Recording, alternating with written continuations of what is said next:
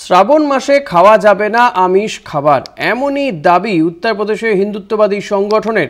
গাজিয়াবাদে ভাঙচুর করা হলো কেএফসি স্টোরে, ভেঙে ফেলা হলো দোকানের শাটার। এর আগেও দিল্লিতে বাঙালি এলাকায় মাছের বাজার বন্ধ করে দেওয়া হয়েছিল। অভিযোগ উঠেছিল বিজেপির বিরুদ্ধে। একটি ভাইরাল ভিডিওতে মাছ ব্যবসায়ীদের হুমকি দিতে দেখা যায়, জানিয়ে সরব হয় বিরোধীরা।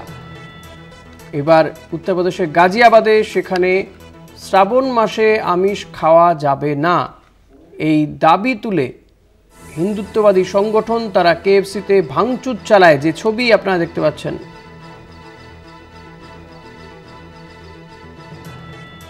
কেএফসির যে স্টোর রয়েছে সেখানে ভাঙচুর চালায়। শ্রাবণ মাসে খাওয়া যাবে না আমিষ খাবার, এমনই দাবি উত্তরপ্রদেশে হিন্দুত্ববাদী সংগঠনে। গাজিয়াবাদে ভাঙচুর করা হলো কেএফসি স্টোরে, ভেঙে ফেলা হয় দোকানের শাটার।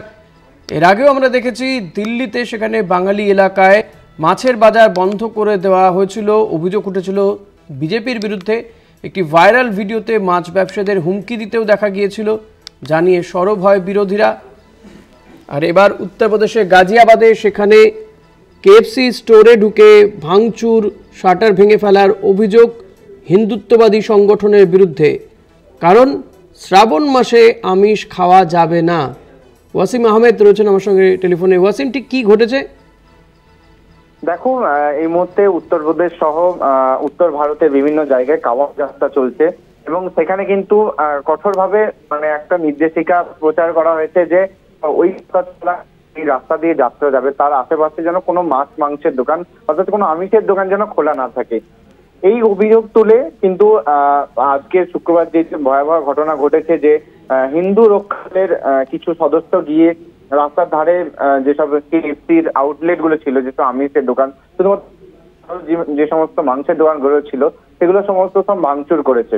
এবং এই ঘটনার ভিডিও কিন্তু ইতিমধ্যে ছড়িয়ে পড়েছে সোশ্যাল মিডিয়া জুড়ে, যেখানে দেখা যাচ্ছে একদল উগ্র হিন্দুত্ববাদী দলের সদস্য তারা কিন্তু গিয়ে রীতিমতো ভাঙচুর চালাচ্ছেন এবং সেখানকার দোকানপাটের। এই ঘটনা এখনো পর্যন্ত কোনো অভিযোগ দায়ের হয়েছে? কাউকে কি গ্রেফতার করা হয়েছে? না, একদমই না। এই ঘটনা এখনো পর্যন্ত কোনো অভিযোগের খবর আসেনি। বরং উত্তরপ্রদেশ সরকার এটাই বারবার বলছে যে এই কামার যাত্রার সময় যেন কোনো মাংসের দোকান খোলা না দেখতে পাওয়া যায়। এই অভিযোগ এই ঘটনায় কিন্তু সামনে আসছে। ধন্যবাদ ওয়াসিম। কথা বলছিলাম প্রতিনিধি ওয়াসিম আহমেদের সঙ্গে।